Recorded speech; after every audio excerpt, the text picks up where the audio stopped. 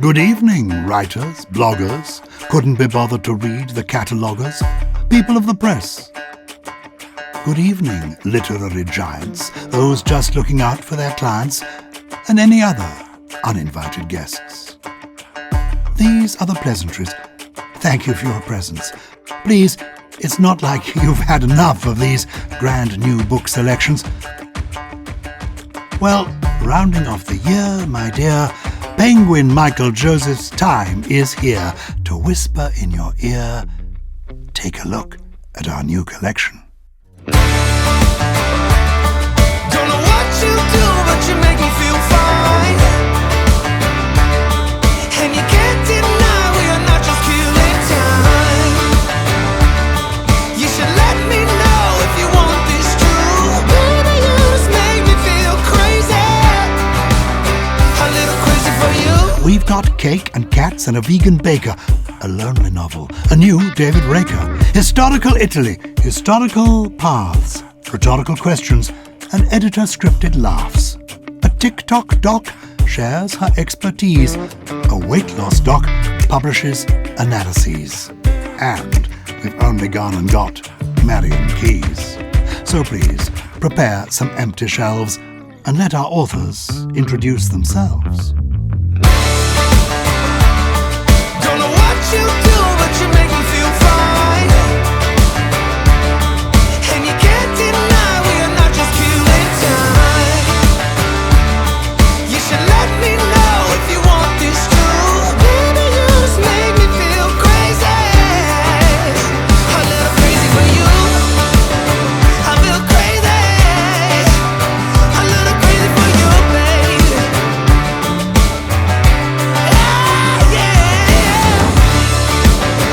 Little crazy for you now. Oh, oh, oh. Yeah, crazy for you. Hi, my name's Jack Cornish. I work at the Ramblers. I love walking all across England and Wales, and I'm here today in Shooters Hill in South East London to talk about my book, The Lost Paths.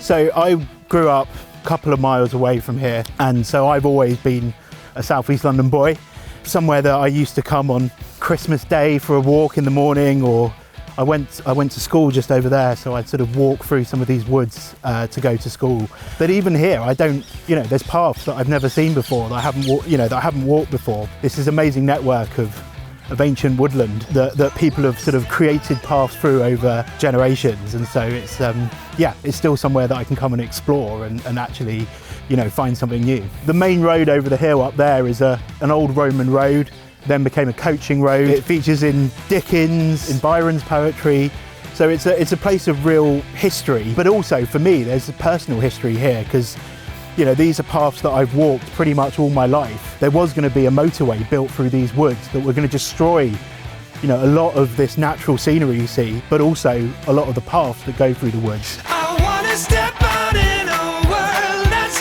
brighter. Our path network tells the history of our country. It's been formed over millennia by generations and generations of people who have walked, ridden and cycled across England and Wales. But there are thousands of paths that are actually lost, and this book is about how these paths can be reclaimed, put back on the map and enjoyed for generations to come. It's not just about national trails or going to a country park for a walk at the weekend. I can walk from this spot here all the way up to Northumberland on the same path network that's been there for hundreds if not thousands of years.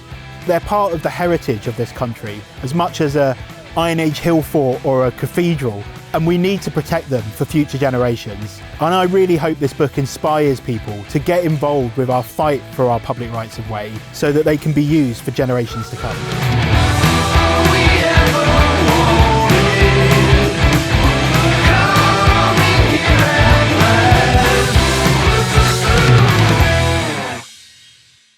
Hi, I'm Adriana Trajani, and I'm here to talk about the research we did for The Good Left Undone.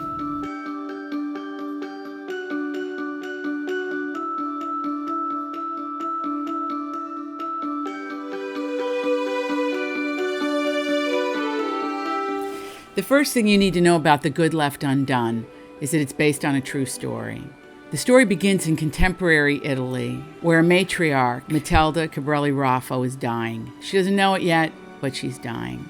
And she wants to set the record straight, the family story straight, before she goes. So she sits her granddaughter down to tell her the story of her mother, Domenica Cabrelli. And through the years, because her mother remarried, the story didn't get told. And so now you will live it inside the pages of The Good Left Undone. For me, everything has to be based in truth, which makes research very interesting. I went to Italy, went to the Vatican to see the kind of artistry in the beautiful accoutrement of the Holy Mass. That was the runway. Then it was about modern Italy, contemporary Italy, and my family, the jewelry business.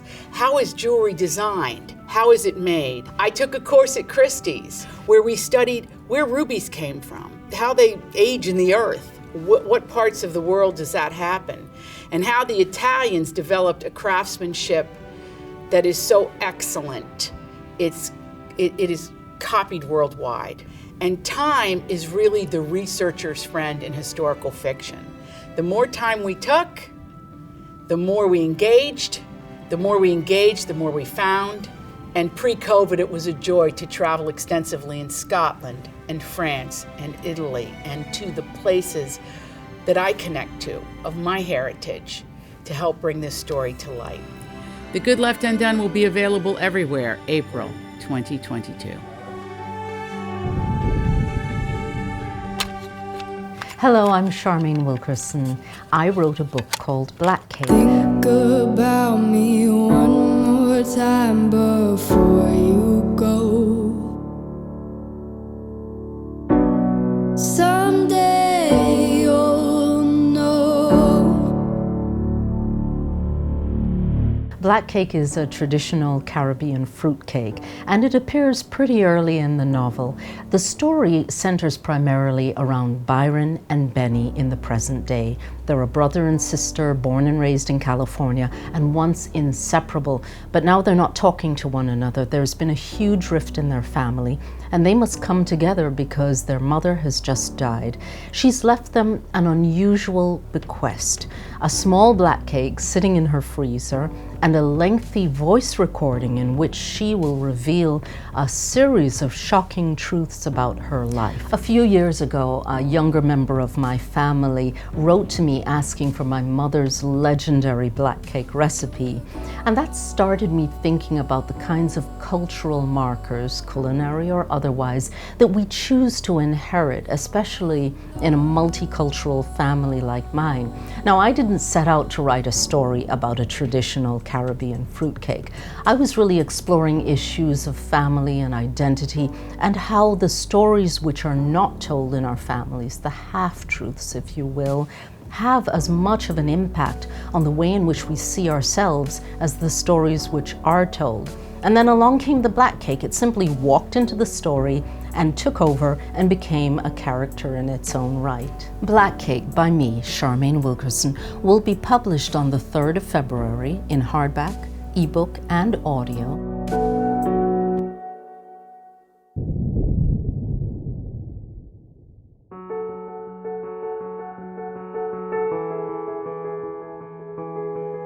Few of us know that in North China, the Little Ice Age lingered on late into the 19th century to cause a drought so profound it killed 10 million people. In South China, it brought devastating floods that would drive a very young man from his home to Singapore, a tiny island 3,000 kilometers away, run by people he had never encountered before, the British. He was not yet 17. He was my great-grandfather. Against the odds, he would learn English to become an interpreter for the British and to have a Singapore family whom he adored. He could not know that after he died, such a thing as a Second World War would emerge to engulf Singapore and bring disaster to his family, especially to his youngest daughter, Fanny.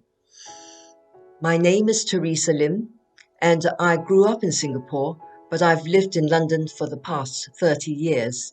This is my first book. It's called The Interpreter's Daughter.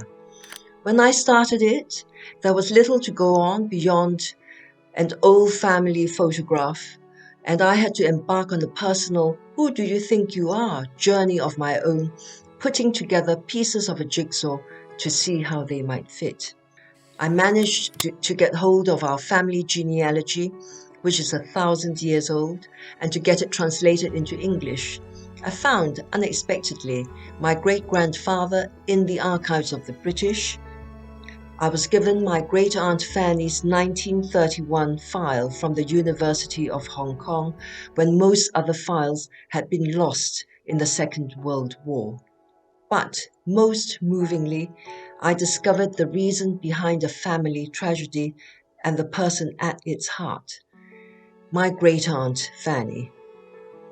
Fanny was beautiful and complex. She decided as a young girl that she would never marry, and she swore a public oath of spinsterhood. She got herself an English education, starting primary school at the ripe old age of 17. She went to university in Hong Kong. She did all this to support her eldest sister, my grandmother, who had left her husband, taking their 3 young children with her. Fanny is key to this story, which can loosely be described as a family memoir, though I hope it is much more. A very human drama of ambition, disappointment, heartbreak, all the things that make up the lives of ordinary people everywhere, every day. In some ways, Fanny was a victim of events beyond her control, but she also had agency. She believed in the transforming power of education for women. I have benefited from her legacy. I felt more than once that Fanny wants her compelling story to be told.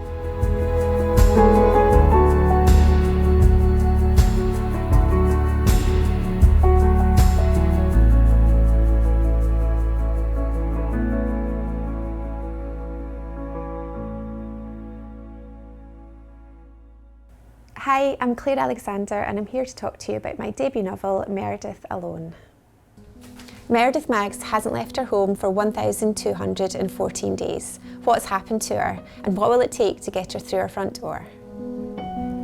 If I was to describe Meredith in 4 words, it would be stronger than she thinks. And Meredith's not based on me, I'm not Meredith, but I can certainly relate to coping with anxiety and depression and the huge impact that has on daily life. I can walk out of my front door and that is just too difficult for Meredith, but I know what it's like to have to force yourself to go out for a walk, and a walk around the garden can feel like running a marathon when you really are in those low times. I find it completely surreal that I actually started to try to write a book about 20 years ago, and I've started several books since then, but I never finished any of them. And then when I finally did finish a book, I wrote a story about a woman who doesn't leave her house for a very, very long time. And then a few months later, I found myself in this position where, I was largely confined to my own home and my garden. I think it's crazy. A few friends have actually checked what my second book is about, just to make sure that I'm not writing about nuclear war or some global disaster that nobody wants to happen. I hope readers see Meredith as a hopeful character. She really has quite a normal life. She works full time, her friends come and visit, she bakes her cakes. She's got a routine, she exercises, she looks after her cat, like anybody's normal life, but on the flip side, she's in a very, very abnormal situation. But when certain people come into her life, new friends come into her life, they really make her look differently at her situation and at the way she lives. One of the positives of what we've been through collectively over the last couple of years, and we've had to change how we live, and we've had to adjust the parameters of normal. I think one of the biggest questions posed by the book is, what is a normal way to live your life, and what does it mean to be truly happy? And the answer's different for everybody. And I hope that readers take comfort from Meredith and her story.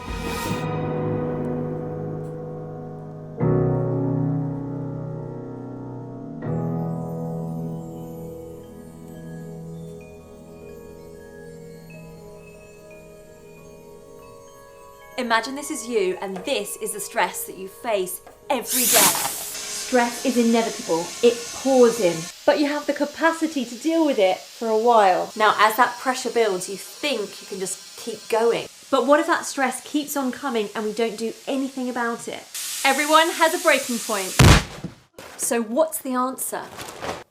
Exercise is your release valve. It's free and it's one of the most powerful things you can do for your mental health. So if you only do one thing today, move your body. I'm Dr. Julie Smith, and here is something people learn in therapy that can be life-changing. The number one thing that makes anxiety worse is avoidance of the thing that we fear.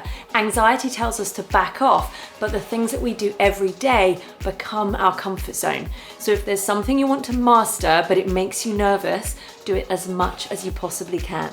My book, Why Has Nobody Told Me This Before, is packed full with insights from therapy and psychology research on how you can look after your mental health in day-to-day life. As a clinical psychologist, I've worked with people from all walks of life, from young people with anxiety and depression, to veterans in the MOD, to addiction services and crisis teams in the NHS. When the pandemic hit, I wanted to share some of those skills that people learn in therapy to help people get through. Less than 2 years later, and over 3.5 million people are using those videos to help themselves through tough times. But 60-second videos don't always give me enough time to get in all the details. So here are all those details of exactly how you can use all those insights from therapy in your day-to-day life. It's called Why Has Nobody Told Me This Before, and it's out on the 6th of January. Hi, I'm Gillian McAllister. I am the Sunday Times bestselling author of 6 novels. And today I'm here to talk to you about my 7th novel, Wrong Place, Wrong Time. Close your eyes, hear the voice within, calling. This heavy load got under your skin, howling. You got the white knuckles holding on a tight, keeping your feelings bottled up inside, heading for a collision in the night. To really live, you gotta die. Can you stop a murder after it's already happened? Wrong Place, Wrong Time tells the story of Jen and Todd. Jen is Todd's mother. She's waiting up for him. He's 18 and he's late home. Eventually, he appears on the street below their house and he's not alone. Right there in front of Jen, he murders a stranger. She rushes out, she can't believe it's happened. The police come, he's arrested and taken into police custody. Jen returns home, distraught, and goes to sleep. The next day, she wakes up and Todd's in his room. The murder hasn't happened yet. The next day, she wakes up another day before the murder. Somewhere in the past lie the answers, and it's Jen's job to find them. Jen's character came to me in one line that was on an advert which said, "I go to the gym regularly, but I only sit in the sauna."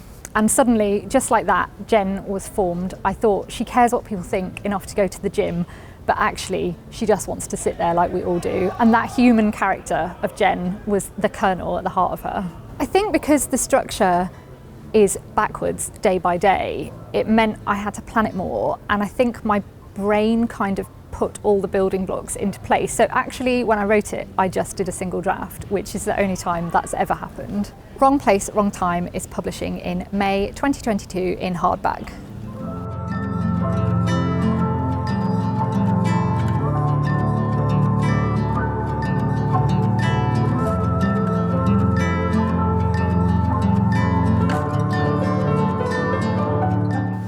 Hello, my name's Dr. Saira Hameed. I'm here at Imperial College London, where I'm going to be talking about my new book, The Full Diet.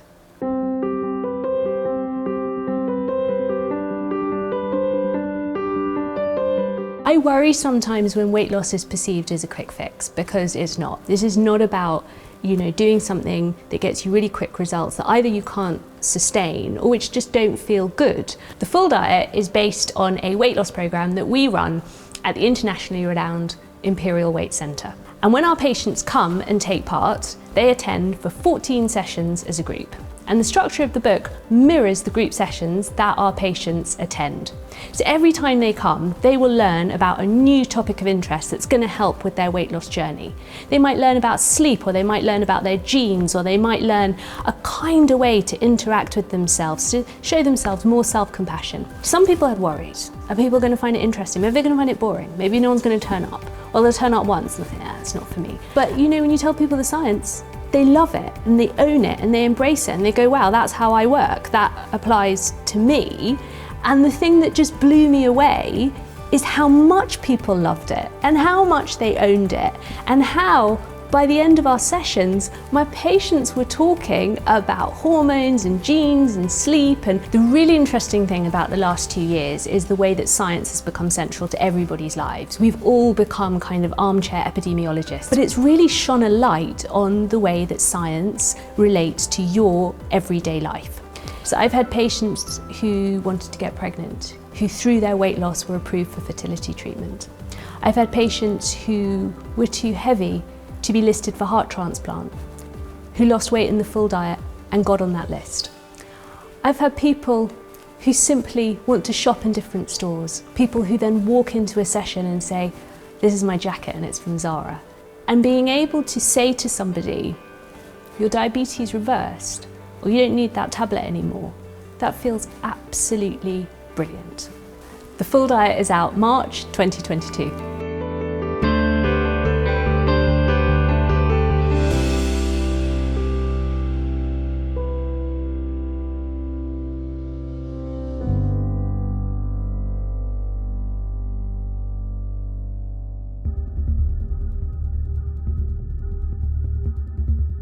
Hi, I'm Tim Weaver. I'm outside the Penguin Random House offices here in London, and I'm here to talk to you today about the David Raker Missing Persons series.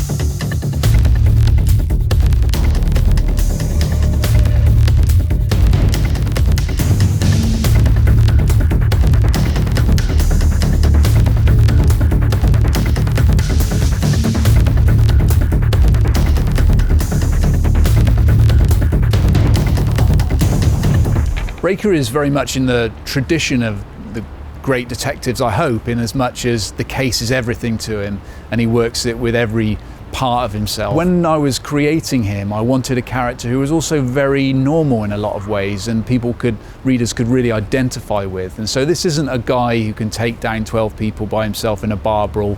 This is a guy who's very touchable in a lot of ways, can be got at. He can be quite vulnerable at times, and obviously there are people in the books who want to take advantage of that. David Raker really came out of an interest that I had in missing people. I just started reading about missing people. I became very interested in missing persons. I was staggered about the amount of people that disappear, especially in this age of technology we're in, where surveillance cameras are on every street corner. We're on the internet the whole time. Everything is interconnected. It's very, very difficult to disappear in the 21st century. And so I was very interested in exploring how people still do it. This time Raker's looking into the disappearance of a couple called Kate and Aidan Gascoigne. Their car is travelling down a hill in the Surrey Hills when inexplicably it comes off the road and plummets into a 90-foot ravine. The car immediately goes up in flames and their bodies are trapped inside, and when the witnesses arrive at the scene, they have no choice but to stand at the top and watch this car reduced to an inferno. When the emergency services arrive, what they should find inside the car are two charred bodies. But instead they find the vehicle is completely empty. So Kate and Aidan's parents, 2.5 years on with no answers, and the police investigation having hit a wall, hire David Raker to come in and try and find answers for them. And Raker, as we know, is very attached to missing people, very attached to the families left behind, and will stop at nothing to find out the answers. But this time the answers aren't easy to find because the disappearance seems completely impossible.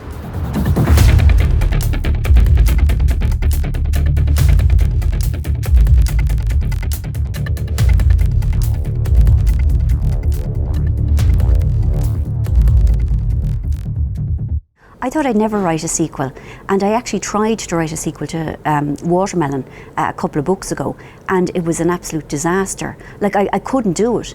So this is the first sequel that I've actually managed to write.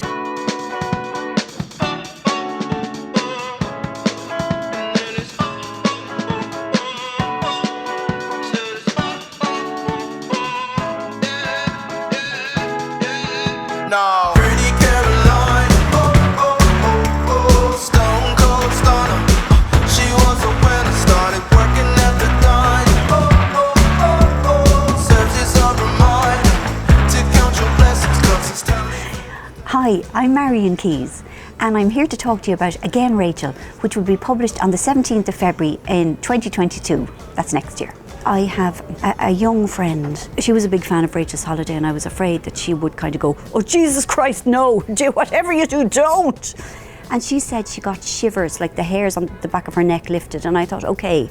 I mean, of all the books I thought I would write a sequel to, Rachel's Holiday would have been the last one, because it seemed to matter so much to people. You can't just pick up at the happy ending. You know, there has to be pain, there has to be disappointment, there has to be reversals. I love that word, reversals and setbacks. And the last thing I wanted was reversals and setbacks for Rachel. But a reversal and setback came to me, probably because enough time has passed as well. She's a different person now than she was when I first wrote about her. I mean, she's a very ordinary young woman, apart from the fact that she's an addict. But she's not young anymore. But you see, I forget that I'm not young. I think the fact that she kind of got over herself in Rachel's Holiday is something that a lot of people could identify with. And then there were just other things that I think people identified with, that she lived mostly on crunchy nut cornflakes, and her theory was that any food eaten standing up has no calories. I think Rachel had and has so many faults and still manages to kind of be okay. You know, when Rachel's Holiday first came out, it got almost no review coverage. The one that stands out for me is a two-liner, or two-worder, forgettable froth. You know, which is inaccurate apart from anything else. And I mean, that was kind of the climate of the time, that like anything pink or anything that women were reading was automatically denigrated. Things that like cis-het men love are treated as hard news, you know? Like, do you remember that business where 5 football teams were going to be in a Super League or something like that? Like, for the love of God, I mean, that was front page, broadsheet stuff for like a week, you know? And it's like, all due respect, and I have no problem with football, but it is just 22 lads on a field running around after a ball, you know? And like, that is no more worthy or less worthy than lipstick. You know, like, lipstick makes me wildly happy. I could talk for an hour and a half, like I could do a monologue on it, I could do a TED talk on it. And the best way to absolutely destroy a person's confidence and to keep them from asking for what they deserve is to tell them that the things they like are ridiculous. You know, it's far more subtle than saying you're ridiculous. But saying, honestly, what kind of a half-wit are you? Mascara. Want to talk about mascara? You know, it makes you feel crappy. And so books for women, you know, that are sort of obviously marketed for women, kind of treated as kind of like an embarrassing aberration. It's like, oh, guilty pleasure, please don't start me. Having sex with a sheep, that's a guilty pleasure. I mean, you really should feel guilty about that, no matter how much pleasure it brings you. But you know, like reading books that are sweet and funny and uplifting and have a happy ending, no need to feel guilty. The patriarchy hasn't changed much in 25 years. The only thing that has changed really is that women are a lot more vocal than they used to be, which is great. I'm so delighted with that. But what I want to write about, like, I want to write about women, I want to write about contemporary women, I want to write about contemporary women in the world we live in right now. That's never changed. Again, Rachel is published on the 17th of February 2022, and I am so excited about you reading it. I'm really dying to know what you think, and I really do hope you enjoy it, and thank you very much for watching. 2 minutes remain. Were you making notes, marking down release dates, paraphrasing quotes? Just time for an encore to recap the vitals and slip in a few other upcoming titles. Is Meredith happy? Dun, dun, dun. That's the question, I know. I felt more than once that Fanny wants her compelling story to be told. The answers aren't easy to find because the disappearance seems completely impossible. Can you stop a murder after it's already happened? And I really hope this book inspires people to get involved with our fight for our public rights of way so that they can be used for generations to come. It's full of adventure, war, grief, love, and the essence at the core of everything I write, the family.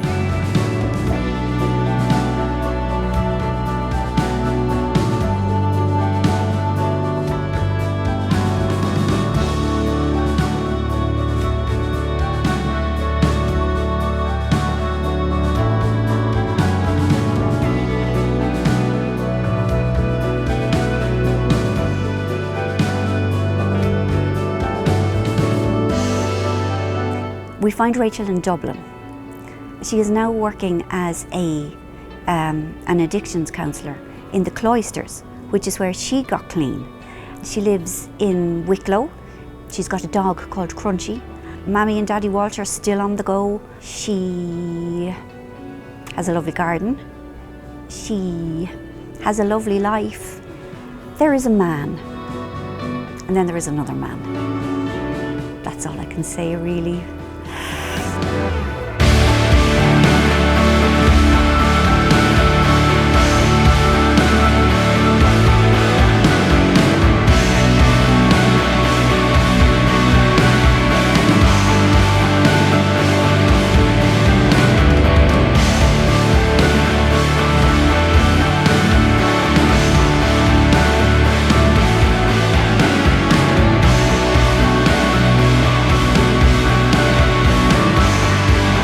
That's all, folks. That's our most recent batch. The surface of releases we've only had time to scratch.